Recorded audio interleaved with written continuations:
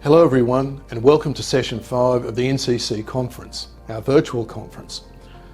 My name is Pat Byrne and I'm President of the National City Council. We're very honoured today to be able to introduce our special guest for the conference, Cardinal George Pell from Rome. Ordained a priest in 1966 and bishop in 1987, Cardinal Pell was made a cardinal in 2003.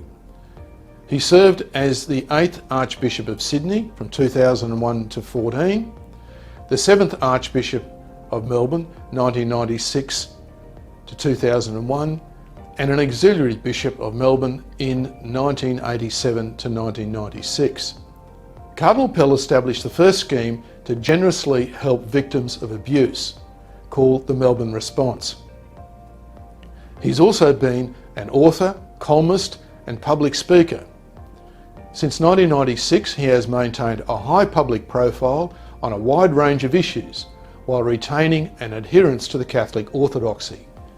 He was appointed as a delegate to the Australian Constitutional Convention in 1998, received the Centenary Medal from the Australian Government in 2003, and was appointed a Companion of the Order of Australia in 2005. Today he'll be interviewed on A Changed Church in a Changing Society, Are Resets Possible? Now you will hear him referred to his written paper. That written paper we've already provided to you, but he's also referred to it during his interview. For Friday night's live Q&A with Cardinal Pell at 7:30 p.m. Australian Eastern Daylight Time, text your questions to 0411 293 655. 0411 293 655. We hope you enjoy this session.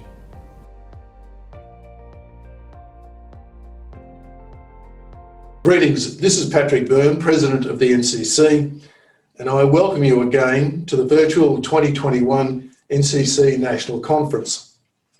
Now today we have a very special guest, one of the Vatican's leading cardinals who was put in charge of cleaning up the Vatican Bank, former Archbishop of Melbourne and Sydney, Cardinal George Pell. We have questions for him around a very important topic tonight. A changed church in a changing society. Are resets possible? But before we start, I turn to Peter Westmore, my longtime mentor, colleague and immediate past president of the NCC, who sat through the trials Cardinal Pell endured here in Australia until his full acquittal by the High Court of Australia. I'm going to ask Peter to kick off the evening. Thanks very much indeed, Pat. Well, firstly, Your Eminence, it is a delight to see you after such a long time, and much better seeing you in present circumstances than when I was outside the County Court, then the Court of Appeal, and then the High Court of Australia. So it's great to see you. Now, how are you managing in Rome? I'm going well. I still have my apartment. The Holy Father, I asked my secretary to send home my books and that, and the Holy Father said, no, the apartment was to be left here. The nuns are looking after me. I have a distinguished secretary, Father Joseph Hamilton, so I'm very well settled and very well looked after.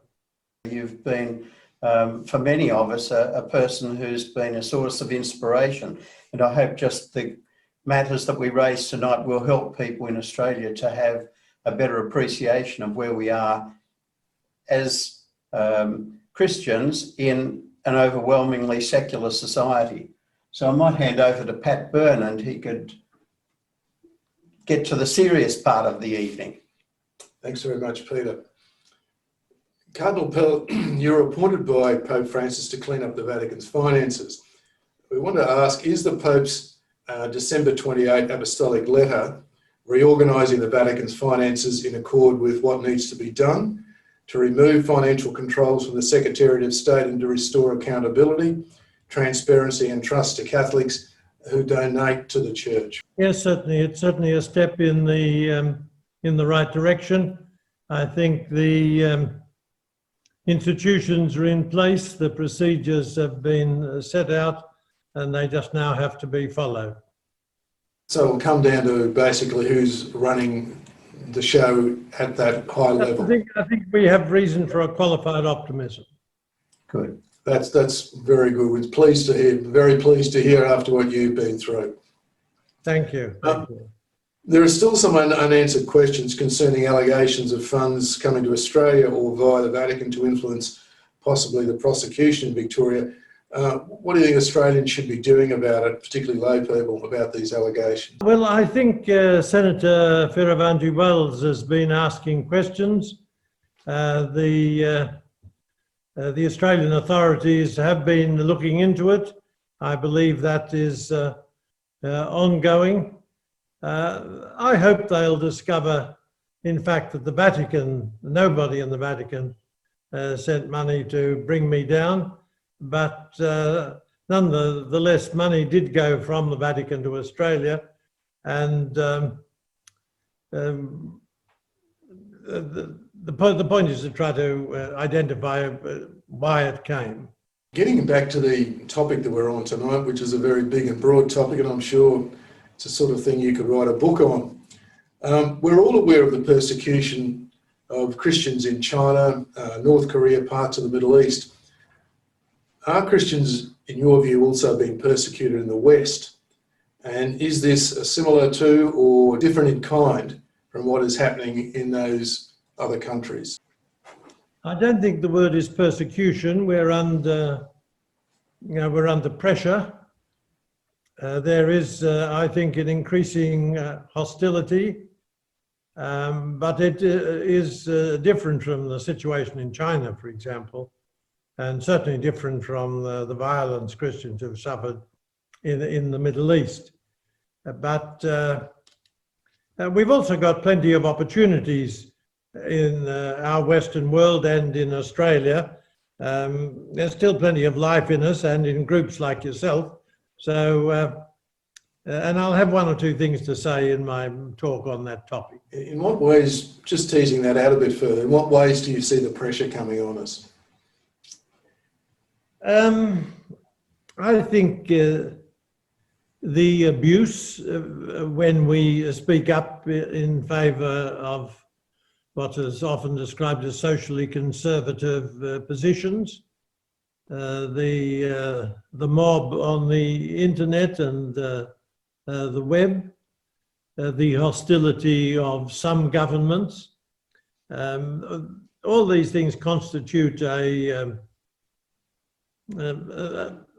sort of a flood of sentiment, and it's connected, of course, with the rise of people who've got no religion.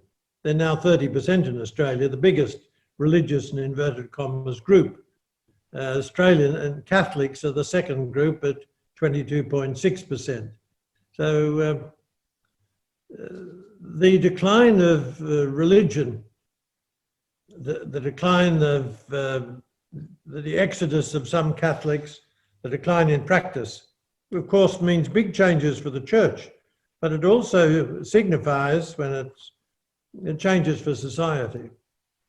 One of the effects which we've seen in recent decades has been not just among Catholics, but actually among all the Christian churches, quite a radical decline in religious observance. Even though your 22% of people say that they're Catholic, I think the truth is that the number who are regular attenders at church, and I would think that would be an indicator of the number of people who take seriously in a sense, the obligations of membership and even follow the lead which the church gives in moral issues, I think is actually very, very much lower than that. To me, one of the things which has happened is not just a decline in religious practice and, in a sense, I think the number of committed Christians in our society, but actually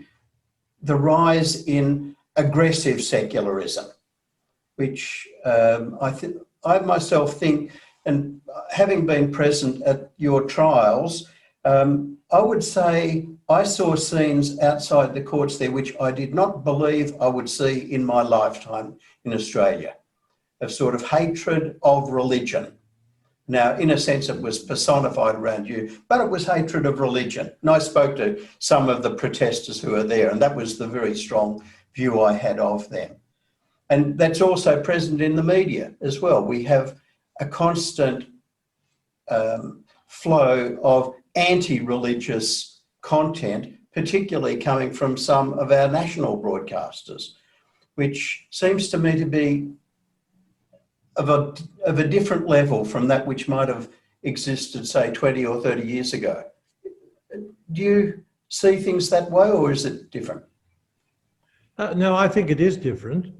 I watch more television in jail than I'd watched in the rest of my life.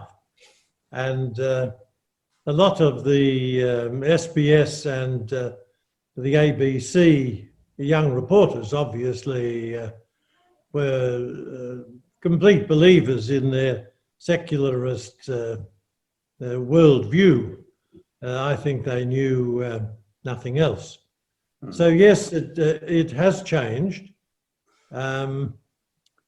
The collapse in Christianity, of course, is always stronger amongst the liberals. If we take the gospel seriously, Catholic teachings seriously, there's no guarantee that the children will continue as Catholic, but we're much better placed.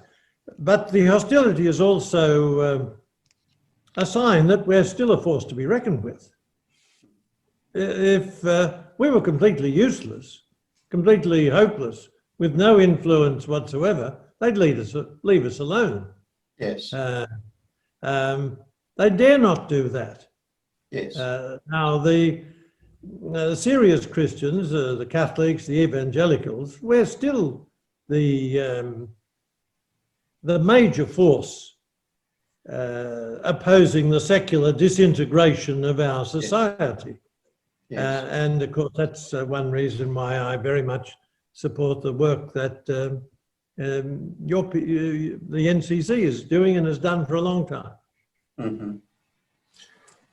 In that vein of the religious decline, what do you think the church has got to do to reconnect with those whom it's lost contact with, and with those who still call themselves Christians but are hostile to the church's fundamental teachings? One of the things we certainly should not do is simply accept their teachings and incorporate them into Christianity, so that it's perfectly okay not to have your marriage blessed. It's perfectly okay to be promiscuous before marriage. It's perfectly okay to be in a relationship, and so it can go on and on and on. Now, some people think the way forward is to be either radically open to this or slightly open to that. But no, we're committed to the teachings of Christ. So undoubtedly a lot of people leave us because they don't like the teachings of Christ. But it would be a bigger disaster if they stayed within the church and the church adopted their teachings. And of course they would drift off, because it's easier to be a pagan without Christian trappings rather than having a few Christian frills about you. How do you think the church should positively reconnect with those that it's lost contact with? Those that have sort of drifted, not necessarily into the liberal camp, but drifted. And we just keep presenting the teachings of Christ.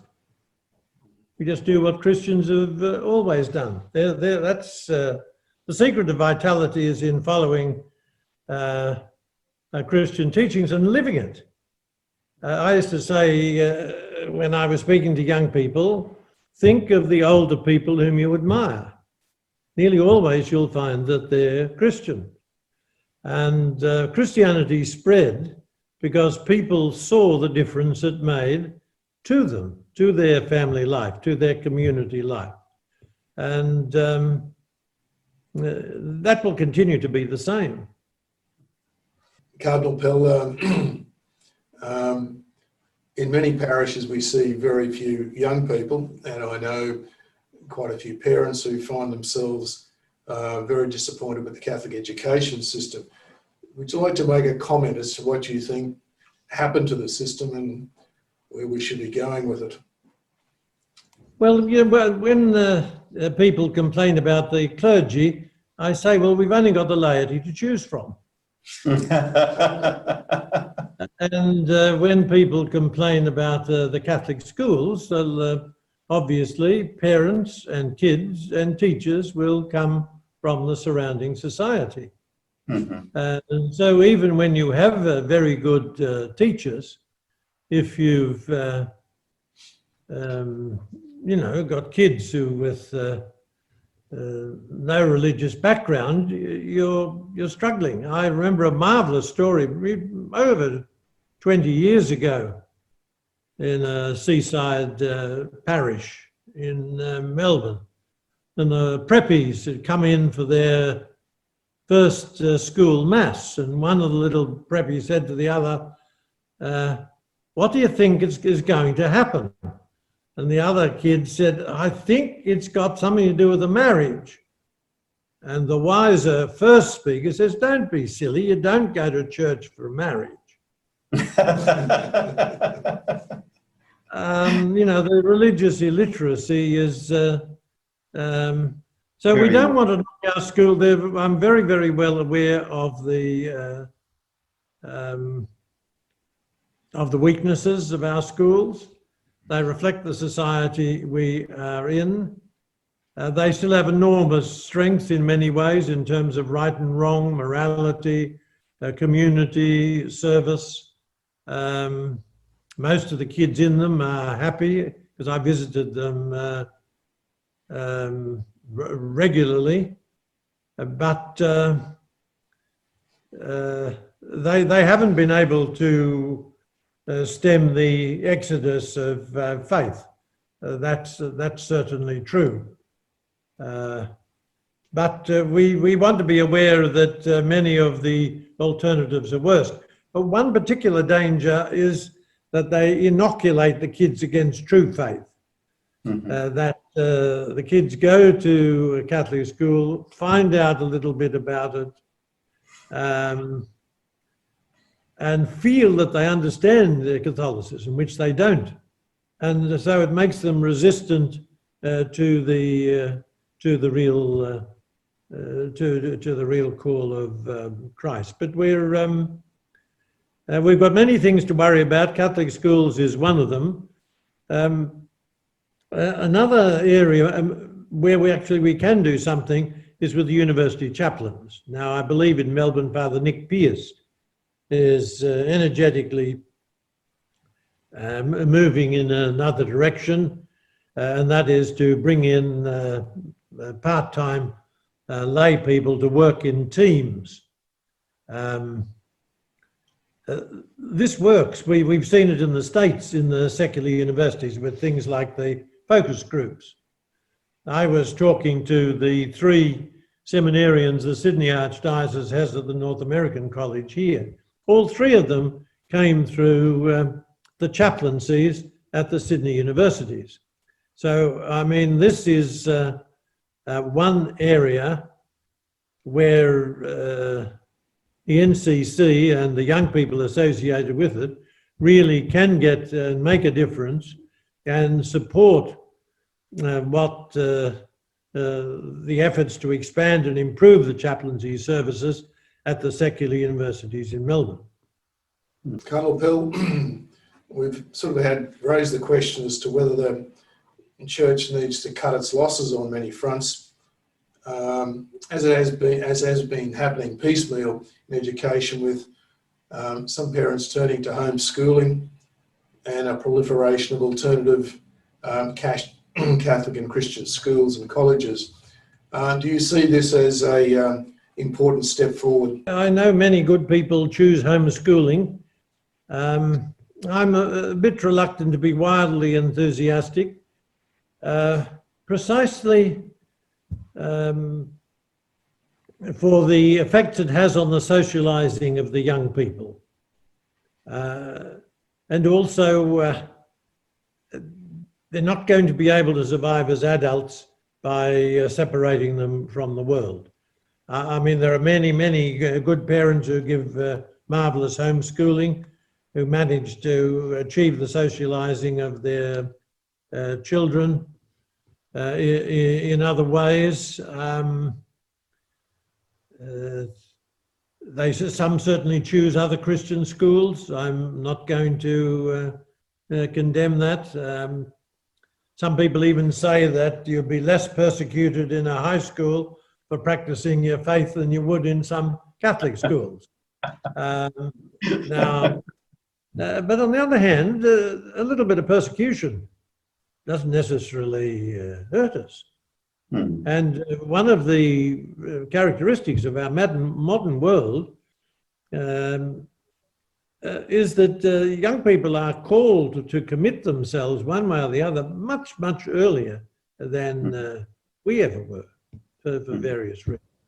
Cardinal Pell, do you think that there is a sense among young people that their idealism is, in a sense, being directed towards causes such as environmentalism rather than, if you like, what I'd regard as being the sort of central moral questions and the issues which in effect determine the future of our society, including the stability of families and family life and so on.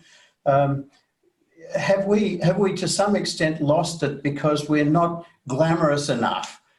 You know, being able to sort of save koala bears or something like that, which is how it's often presented to young people. Yeah, now I think a crucial issue as well is the central issue of faith.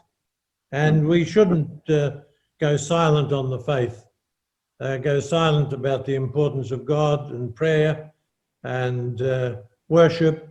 And I have come to the conclusion, and I followed this principle in a lot of our public controversies. We didn't mention God so that we could have common ground with our secular opponents. I've come to think that that's a mistake. God's missing out. We should, more than half the, I think it's the number of 52% of Australians, I think, are Christians. And, you know, we shouldn't be slow to play the card. I think this is different from what God explained to us through Jesus Christ. Now, I'm not into glamour. I'm not sure how many people are converted by glamour. But if the young people are following other paths, the fault lies squarely on people like myself, who've worked for many years to try to present Christ, and on the adults who've gone before them. We've just got to continue to present Christ and his teaching and the great causes. And we've got to remember that there's no point just in older people like Peter and myself talking to one another. We've got to try to persuade the youngsters. Now, probably our hardest constituency is the middle-aged people, but many of the youngsters will give us a hearing. I heard about an Italian cardinal who, in retirement, is going around the high schools talking. And when he goes, he is mocked and ridiculed by the kids who say that he's got nothing to say. He still goes. I was regularly in the high schools until I went to Rome. That never happened to me. I mean, people disagreed with me frequently. And on one occasion, the class, the year 12, wouldn't ask questions, only once. But I was never treated with the disrespect in the way apparently this Italian cardinal is. So there's a lot of residual Christianity. I mean, Christmas and Easter, we have 2 to 3 times the number of people we'd have in church on a normal Sunday. So that means we've got 25, 30% of the Catholics coming at Christmas and probably at Easter. Well, you might say that's no big deal. It's certainly not particularly helpful with handing on the faith to the next generation, but it's something, and we've got to recognise that. I once asked an evangelical Anglican bishop how many extra people they got at Christmas and Easter, and he said none. Yes. I was really surprised at that. So we've got to use our strengths, and we must not project the image that we think we're a lost cause, that there's no point in getting along with us. The cause of Christ is always something that is vital and directed to the future. And the pagan Rome was much more destructive than our present society. And Christianity spread there, and it spread in the cities. And probably in the cities, some cities today in Australia, the faith is stronger than it is in many country areas for various reasons. But we've got to tell the young people that the Catholic mix, the Christian teachings works. And I think if that's the only important thing I can say coming out of jail, it's that. The Catholic mix, the Christian diet, the Christian package worked for me in that difficult time. Yes. And it works for everyone. If they pray and struggle and follow a bit of Christian common sense. I would say, just looking at our society, one of the factors which, at least to me, holds society together is, in fact, the body of Christians, which is a minority, but as you pointed out, is actually quite a sizable minority, but which does seriously respect marriage, does respect the family, does regard the role of parents as being sort of that of the primary educators of their children, not prepared to give that to the television companies or the media organisations or Facebook or whatever. Is that your view as well?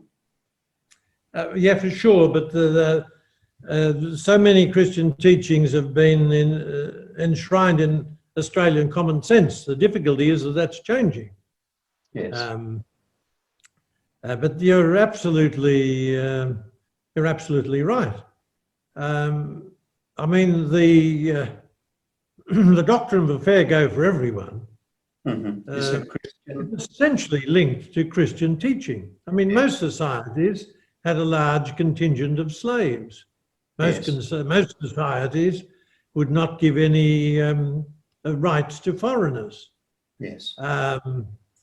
You know, the hard economic right wouldn't be quite happy with not doing too much at all for non-productive people. A fair go for everyone is a Christian concept. Yes. And have a go is also a Christian concept, because Yes. Christ told us about the talents, the parable of the talents. Yes. We've got to use what we've got. Yeah. And I think even care for the underprivileged is one of the greatest contributions which Christianity has made to our society in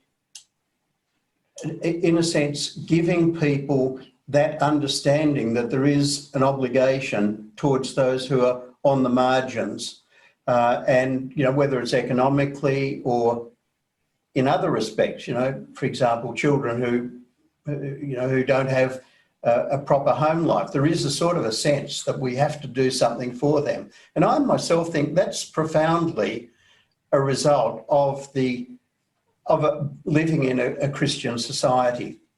With the Christian roots, absolutely. Yeah. It goes even deeper. It goes even deeper than that. Yes. With healthcare. Yes. look at the way our healthcare workers, not so much in Australia, but certainly also in Australia, but over here in Europe, the risk the healthcare workers incur by treating people with COVID. Yes. Now they talk about that, but that's universally accepted. They're universally admired for that. That wasn't Yes. the way it was in the ancient pagan times. Yes. Christians were most unusual because they cared for their sick. Yes. They didn't say in the plague time, just abandon them. Galen was the greatest physician in the ancient world. When the plague came, he went to his country estate. Okay. It was the Christians who introduced this notion that even to the disadvantage of the health carers, they have an obligation to look after them. And, the length to which our healthcare professionals will go to save people from death, it's deeply rooted in the system. Yes. And it's very, very beautiful, and it's essentially tied to Christianity. And of course, this will certainly slowly and inevitably change as euthanasia moves on. I've been struck by the fact that the numbers in Victoria are not enormous at the moment, and please God, that will continue for a long, long time. Mm-hmm. Mm-hmm. Carl Pell, you said, you made the point earlier that about 52% of Australians still believe in Christianity. On the other hand, we find that Christians are retreating from the political scene, becoming fewer for a lot of reasons, and some of it may be just the yuck factor. I get the sense that a lot of them don't appreciate that the flip side of charity is justice, and that you've got a responsibility to be the leaven and the bread in the society in that way as well. So what would you say to those young Christians in Australia about what role they should play in the political arena? Well, when I was in jail, a number of those who wrote to me said they had attended my lectures for the Thomas More summer schools. And they were grateful for that. And I used to say regularly in Sydney to urge the young people, the young university people, to go into political life. And I'm happy to repeat that tonight. But I said in both parties. And one of the interesting things is now that the anti-social conservative forces are now very considerable in the Conservative parties as well as in the Labor Party. I regularly, over the decade, spoke with Labor leaders and saying that I never wanted the situation to develop in Australia the way it has with the Democratic Party in the States, whereby a pro-life, a pro-family candidate, could not get pre-selection. Now, these forces are at work also in the Conservative parties. I think the fate of Tony Abbott and Kevin Andrews is evidence of that. The only alternative to that, I think, is for people to become interested in politics and organise and contribute to the extent they can. There's no salvation in running away from it. A big difference between our situation and the centuries for most of the Western world, we live in a democracy. We can decide our own fate. That was one of the great contributions of Mannix. He urged the lay people to be active and to help decide their own fate. We've got to decide to do that also consistently. I'm not sure that it makes sense to be starting new small parties, but that's for the people involved to decide. But the general proposition that good young Christians should go into political life, a percentage of them, that certainly remains true. And I remember Bob Santamaria used to say, we always need allies. We're now much reduced as a group of Catholics. We don't even have the political clout we had 40 or 50 years ago when I started as a priest. But we needed to cooperate then, and we need to cooperate now. And we should continue to be active. Cardinal Pell, do you sense that just as there's been a sort of perhaps since the 1960s cultural revolution, there's been sort of a gradual sort of erosion, or if you like, a swing towards those positions. Is there, if one looks back into history, is there a sort of are there natural forces which tend to bring it back towards the centre, or do you think that this is a process which just continues on further and further and is, dissolving society as it goes on? Well, no, I think human nature has a disconcerting habit of reasserting itself. Okay. I think in different ways, the Brexit and Trump were evidence of dissatisfaction. I think there is,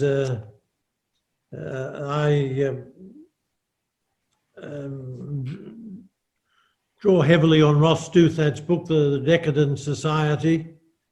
There's a lot of dissatisfaction in the secular world. I mean, drugs, pornography, divorce, family breakdown.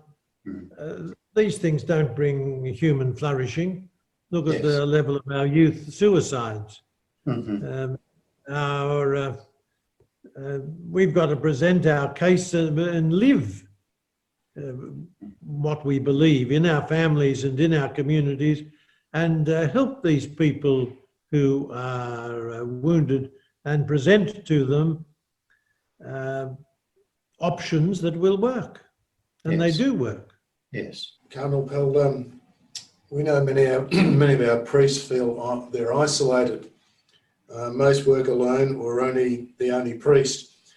How can priests be supported, and what is the right relationship between the priest's duties of authority and the role of the laity in parish life? Well, basically, the Second Vatican Council said the role of the laity is to take Christ into the world. Now, a good parish council is a help, but if the parish council is only interested in putting the priest in his place and telling him when to turn on and off the lights, that's an absolute waste of time and energy. And so, just support the priests rather than emphasise once in a blue moon and attack him ferociously when he says something is wrong or doesn't quite get it right. Generally support him. Tell him when he's doing a good thing.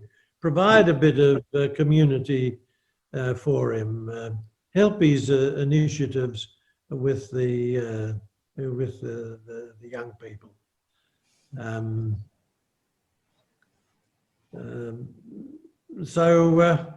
A good priest is in a parish should never be completely alone, because he'll have a good community of people around him.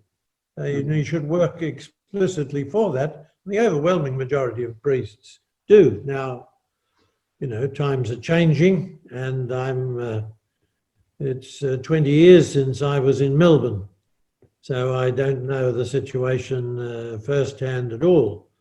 But the obligation to rally around and stick together and support one another is more important when you're under pressure than even when you're doing well. Mm-hmm. And of course, Bob Santamaria was absolutely right in the importance, and I'm harping now, returning to a theme, the importance of the university apostolate. Mm-hmm. Especially now, when, I don't know, was it 60, 70, 80% of young people are going to university. Mm-hmm. I think one other useful thing the NCC could do would be to warn parents to deal with their children about the dangers of uncritically accepting most of the stuff that's taught in many of our arts courses. Mm-hmm. Because whether it's explicitly Marxist or Gramscian or not, a lot of it in the arts courses, the material, is designed to deconstruct, to dissolve the common sense Christian understandings of people. And with no alternative foundation, a lot of our young people just accept that as the way to be and the way to think. Yes, when we had good groups going, that was one of the things we very much focused on, Cardinal Pell, giving them some immunity to the very toxic and caustic culture they can find themselves in there at a pretty high level. Can I ask you, I know time's getting on with you, may I ask you one more question? From your time in jail, did you find that even amongst the prisoners there, amongst prisoners there was a hunger for the spiritual, for the searching of meaning in life? Well, I mean, I was in isolation for all my time. Towards the last few months, I had access to, with regular contact to some limited extent with 3 other prisoners. Quite a number of prisoners wrote to me. It would vary enormously. I remember some little time ago, a Catholic chaplain was lamenting the fact that the young crims, very few of them now were Catholic, whereas in the good old days, a disproportionate percentage were Catholic, had some background. But what's happened, of course, is that's been attenuated and they've got nothing. Somebody was telling me, though, that 40% of the people in jail are Catholic. I was surprised at that. In a quixotic way, it'd be a good sign.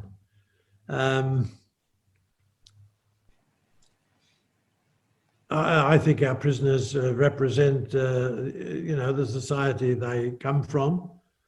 Certainly in many cases, jail is a time where people face up to basic realities and choose good or evil. Or one very long-term prisoner said, very, very few people in jail don't believe in God. He said when they get out of jail, they might quickly forget him or ignore him, but in jail, that's not the case. I couldn't say that from my personal experience, but I would say this, there's a lot of goodness in jail. Mm-hmm. I mean, I'm sure that some of the very high security areas could be the closest things to hell on earth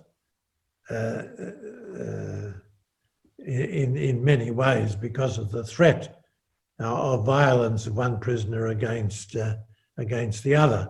But most prisoners are not in that category at all.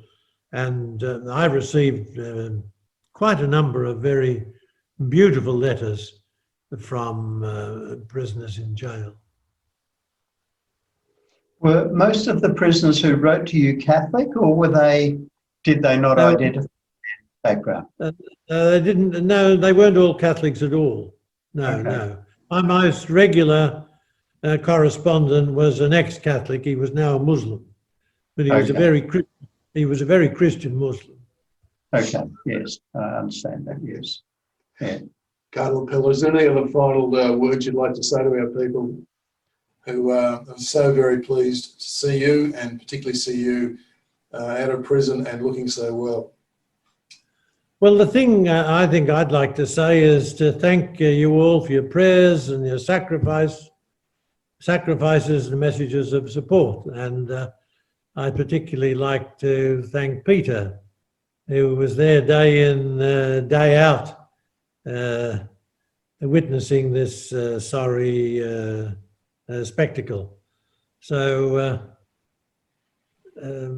I was very heartened by the letters, and so many of them quoted James Macaulay, which I thought was beautiful.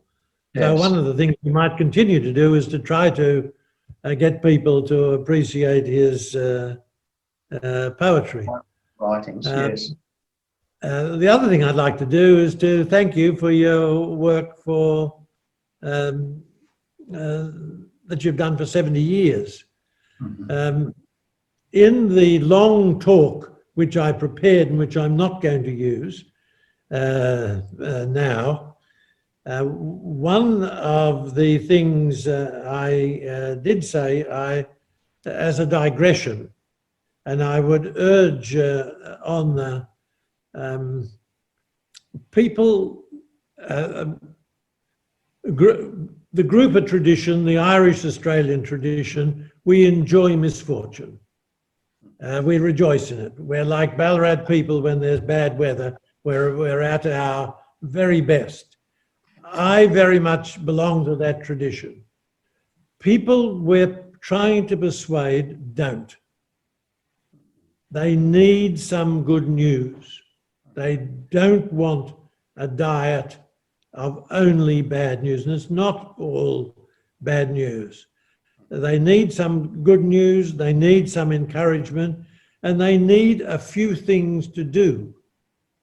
And I've heard one or two talks over the last 3 or 4 years from NCC people or speakers, and I think I even wrote to one of the speakers along these lines. And and I really hope and pray amongst the young people. There are lots of good young people at our universities, and they know what way is up. They know the fight we're in. A number of them, at least, are very ready to have a go. So, you know, I would like to pray that the mantle falls on one or two of them and we can produce great new leaders who will inspire their peers to do things. So I said, not the mantle of Elijah, but the mantle of Bob Santa Maria. Okay. And one of the things I was going to say in my talk, which I'll risk saying now, was to thank Bob for the role he played in revitalising the Catholic Church in Australia in the 80s and 90s. Mm-hmm. It's often under-remarked, if unremarked. Yes. He understood what was going on. Mm-hmm. He loved pointing out where the rust and the moths were at work. Yes. He shared the basic diagnosis of St. John Paul the Great about the plight of religion in the Western world. Yes. And no bishops, no leaders can do things without people on the ground. Yes. So for years, a magazine like AD 2000 gave people the ideas, gave them the information, enabled them to support good initiatives. So while our situation is, we'd like it to be much, much stronger, we are certainly not like Quebec or Holland or Belgium, where, you know, 1 or 2% of Catholics still call themselves Catholic or go to Mass, where there are almost no significant Catholic institutions, and neither are we like West Germany, where they have an enormous income, enormous government apparatus, but what I would call a contraceptive Catholic society. They look good on the surface, but they're unable to produce new life. Yes. We're not like that. We're still in the hunt And I said the continuing hostility towards us is evidence of that. So I thank you for what you're doing and wish you well. Thank you very much indeed, Cardinal. Thank you very Pell. much, Cardinal Pell. Thank you. God bless. God bless you.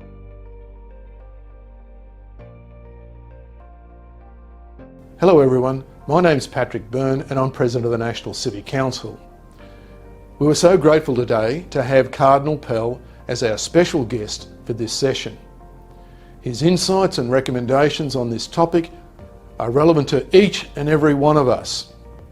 His warnings about the adversity we face reflect the seriousness of the period we are now in.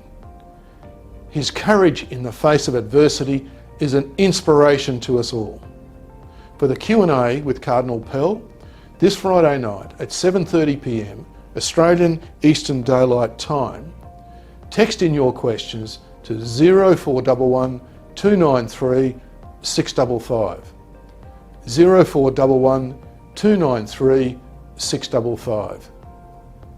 Thank you so much for being with us today.